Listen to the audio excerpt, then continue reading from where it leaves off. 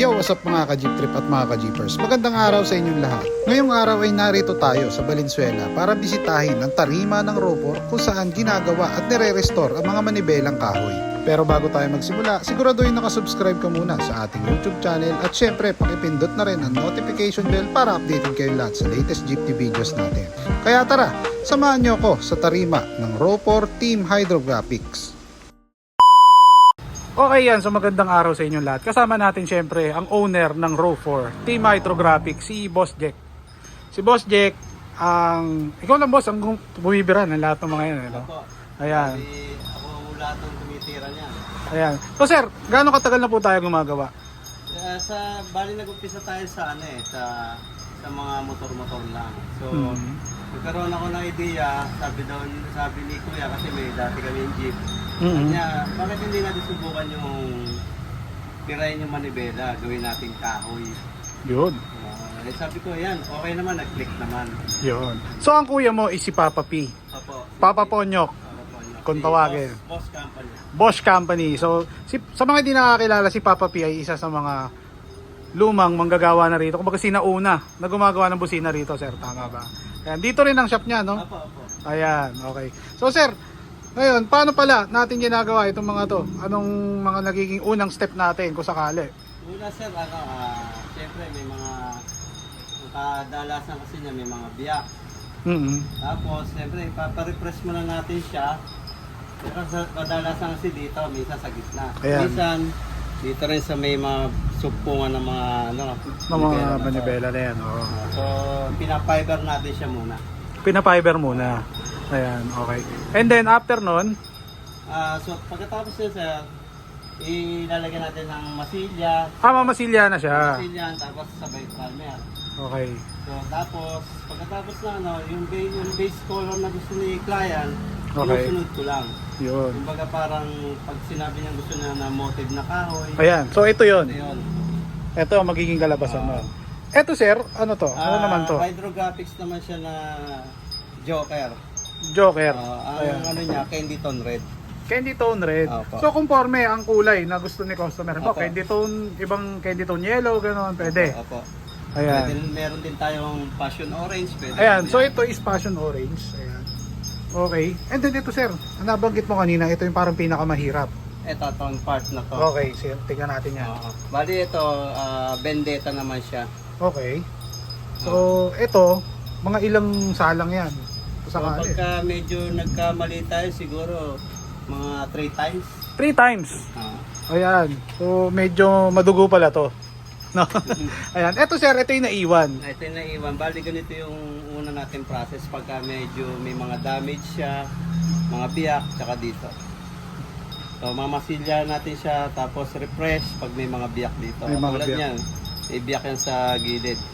Ayan. So, minamasilyan muna natin. So, kumbaga, all in all, kumbaga, restored talaga ang nangyayari. Ayan. So, ito is, alam ko, ito yung kay Boss Kulas. Ayan natin. Ayan. Bali, Momo Ito siya. is Momo na kahoy. Hmm. Ayan. So, ito yung likod niya, mga boss.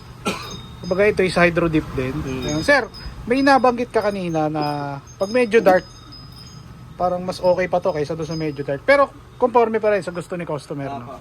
Kung Ayan. gusto nila medyo light, pwede natin sundin si customer. Oo, yan. Conforme sa gusto ng mga customer natin. Ayan. So, sir, gaano katagal na pala tong Rofor Hydrographics natin? So sa nagsimula ako nung yun, almost 14 years na. Yun. So, 2014. Opo. Bali, mayroon akong kumpare ni Kuya na nag-hydrographic si Boss Alan Okay. na H2O. Hmm. Bali, tinuruan niya ako. So, nagka-interest naman ako. Sabi ko, okay, kaya ko siguro to. Tinuruan niya naman ako. Yun. Ito, okay naman. Awa ng Diyos. Medyo... Medyo Ayan. nagkabunga naman ako. Ayan.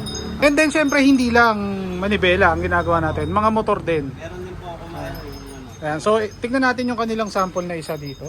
Ito, ayan. Ito, pang NMAX B1. Pang NMAX B1. Uh, Ito is Forge. Kung tawagin, tama. version 2. Ayan. Version 2 ng Forge. Ay, yung isa, ganun din. Same lang. Same lang po. Magkaiba lang ng medyo mas ano lang to, dark. Ayan. So sir, ito naman mga ganito, yung mga ginagamit natin na tela, kung tawagin, no? Ayan. Film siya, film. Film, sorry, film. Ayan. Ayan sir, saan natin kinukuha pa yan? Bali, may Nakukuha na. tayo ino-orderan. Ayun, okay. Kung magkano naman ang mga rates natin? Halimbawa, simulan natin dito sa Manibela. Depende sir, kung pagka may tama siya, Okay. range ko na ito nasa 1-2. Okay, 1, 2. Po. Pero pagka medyo naman malala, katulad po nito, ito nagre-range ng mga 1.5 to 1.4. 1.5 to 1.4. Ayan, yun na all in na yun, all Opo, in. na. Ayan, so ayan, conforme din sir sa kulay, wala naman tayong pag-uusapan sa presyo. Wala naman po. Kung ano yung gusto, yun yun. Opo. Okay, so napaka-solid. And then syempre, doon naman tayo dumako sa mga, ayan, sa flarings ng motor naman. Clearings sa sige to, masingil ko lang na ito, nasa 700 to 600. So pares na yun. Opo. Ayan. Halimbawa, may mga gusto magpagawa, airbox filter, ganun, mga ganun. Pwede rin po. Pwede naman. Oo. Ayan. So, magkano naman inaano natin sa mga ganun? Sa mga airbox filter, depende pagka mga twin, Mm. siguro mga 800 to 700. 800 to 700. So, sa madaling salita, i-message nyo na lang si boss. Ito yung kanyang FB page. Ayan, pang. Ayan. So, maraming salamat, boss. Shoutouts ba kami mga babatiin tayo? Shoutout kay Kuya, sana pagaling ka na. Yun, oh. Tapos, kay Boss Jason Pintatero, Ayun. kay Boss Tato. Boss Tato, Team Gavision, no? Ayan, okay. Hindi ko napapanggitin kung sino yung hindi ko na... Ay, Boss Kulas pala. Siyempre, Boss Kulas. Ayan. Actually, kay Boss Kulas tong isang to, alam ko. Ayan, okay. Sino pa? Baka meron pa, boss? Si Bert. Bert. Martin. Ayun, okay. At anak ko. Ayun, siyempre si boss, oh. Boss Jay. Yan, oh. Napaka-solid niyan si Boss Jay. Okay, yan. So, kasama din natin, siyempre, si Boss. Yan. Boss, shoutouts ba kami babatiin ka? Shoutout nga pala kay Boss Amang. Ayun, oh. Blue Wave. Ayun, Boss Amang Bullwave, no? Ayan. Ikaw yung tawa ni Boss nung nag-vlog ako nakaraan, eh, no? Ayan. So, baka meron pa. Okay na. Okay na. Boss Amang. Sir, ikaw baka additional shoutouts ba kami babatiin pa tayo? Boss Amang. Ayun. Shoutout sa'yo. Ayan, siyempre si Boss Amang, no?